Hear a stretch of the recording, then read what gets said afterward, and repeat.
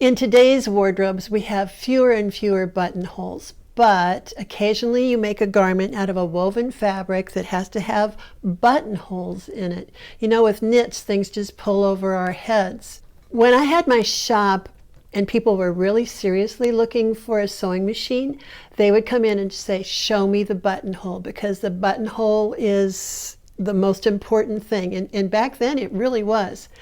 Today, buttonholes are so easy, and on almost every machine that I have, they all use the very same system. And there's some things about that that I think I can teach you that will help your buttonholes look better than ever. The very first thing I can tell you is that a buttonhole must be put into fabric at least 3 layers. So that would mean a facing, the outside, but another layer. In this case, look, if it folded in and then folded in again, so in essence this layer is itself interfacing, that has enough body for a buttonhole. But just through 2 layers, no way is that buttonhole going to hold up. You would have to put some interfacing inside in order to give it enough oomph to really be able to support that buttonhole. So you would have to interface the facing. So just remember, at least 3 layers if you're going to have a decent buttonhole at all. Look at this sheer shirt of mine. You can hardly see this buttonhole. I made very skinny little legs, but let's look at what's stabilizing that buttonhole. I wouldn't want a really opaque facing in there and interfacing, so instead I used a very sheer layer of silk organza. And while I'm showing you this, look also that what I did was I stitched the silk organza to the right side of the facing and then turned it in so that this edge right here is all finished off. Isn't that nice? So then in here at the fold is when the facing was stitched onto the front. Does that make sense that you've got to have at least 3 layers? It does. Now, these buttonholes are going horizontal because this is a blouse. And generally women's buttonholes go horizontal. And as you're placing a buttonhole, regardless of what the placement on the pattern says, I can assure you, you want to have a buttonhole at the bust level so that you don't have gaposis right there. That's why this buttonhole is right there. Let's look at some patterns. This shows you the placement of the buttonholes. So on this shirt, look, there's a buttonhole here, so that's going to show you this is center front. This is where the facing is turning back. So it's showing you that the buttonholes go there, that far from the center front fold, and they're going horizontal.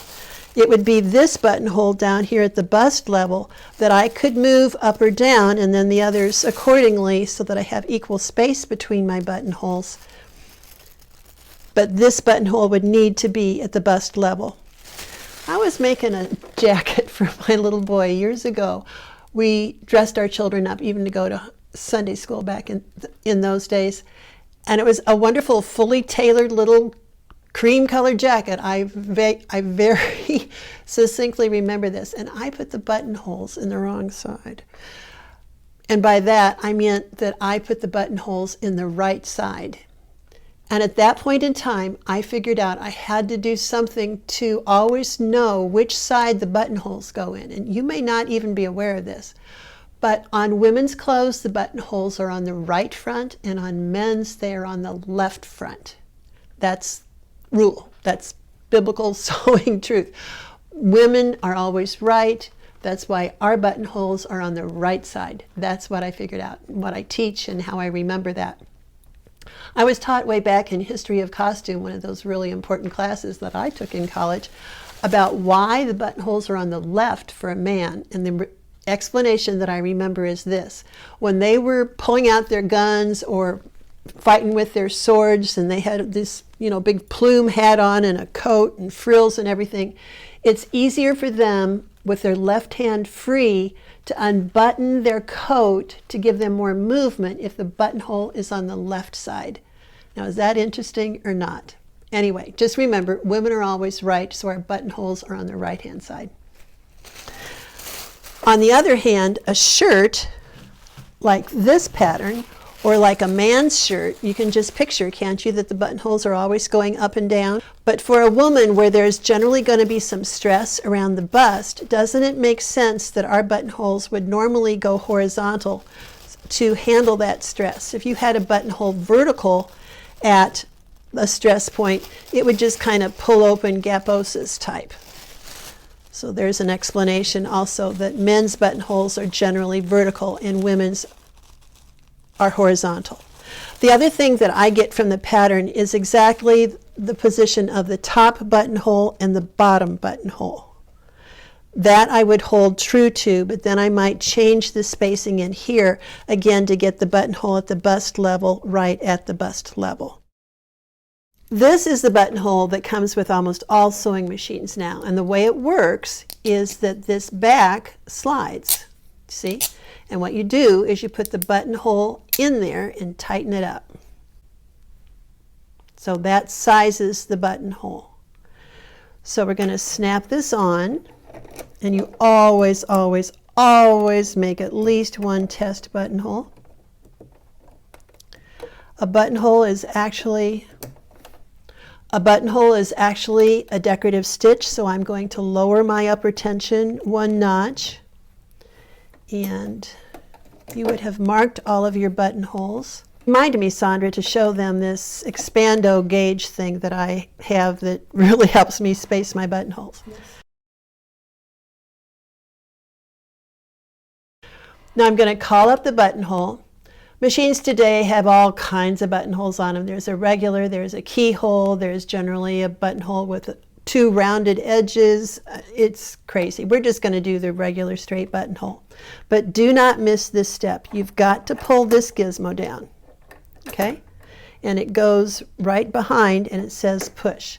So I've called up the buttonhole, I've put my presser foot on, I've sized it with the button in there, and I have pulled this down and I have pushed. Now all we need to do is stitch the buttonhole, but we need to know where it starts. This buttonhole is going to start by straight stitching back, and then when this lever hits this little sizing notch, it told it to come back the other way. So now it's straight stitching forward. So that gave it a good base, over which now it's doing its zigzag stitch.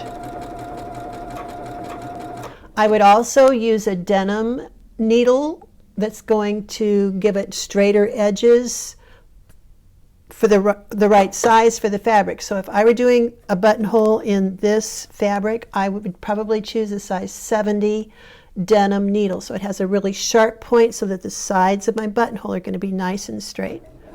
Now just keep your hands off of it. So it went back. Now it's stitching forward. Now it did its bar tack. And here's a key as to why this is a really nice buttonhole, because it did the zigzag going backwards on the left leg of the buttonhole. It's also going to do the zigzag going backwards on the right side of the buttonhole. No machine feeds forwards and backwards at the same rate, and that factor alone can really make the difference with what a buttonhole looks like. So I really like this when both legs of the buttonhole, the finishing zigzag stitch is made going backwards. And again, just keep your hands off, let it do its thing. Now I'm getting back to where it started.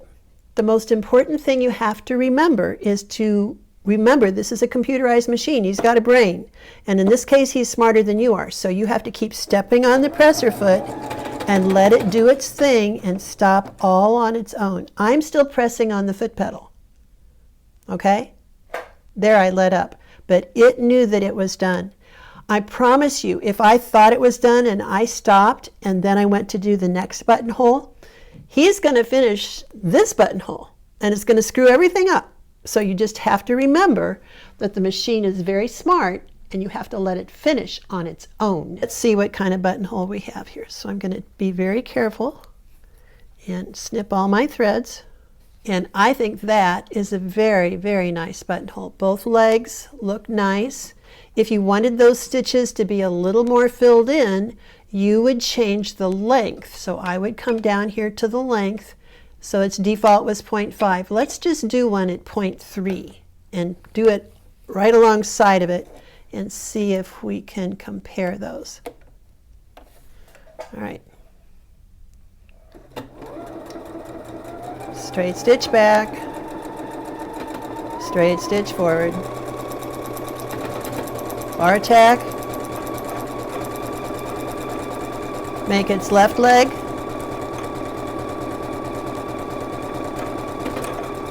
straight stitch forward, finish that front bar tack,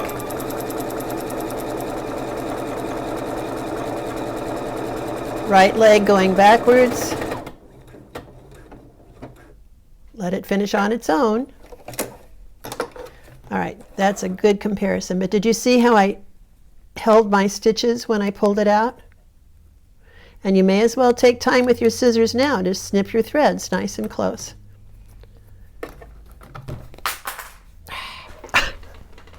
Okay.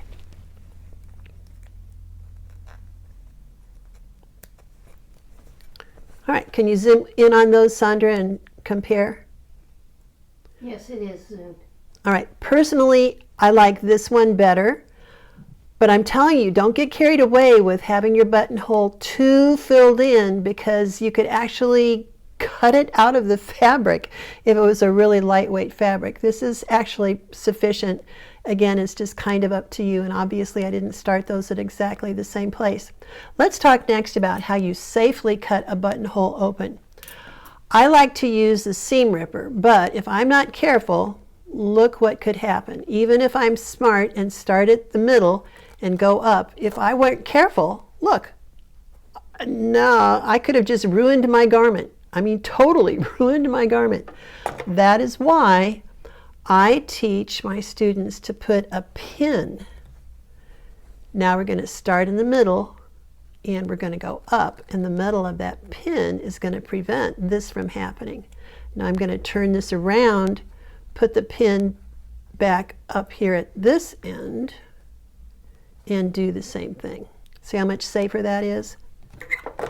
And then I would trim away some of these threads. There is a product called Fray Check, or you could even do some clear fingernail polish to really finish off those inside edges there.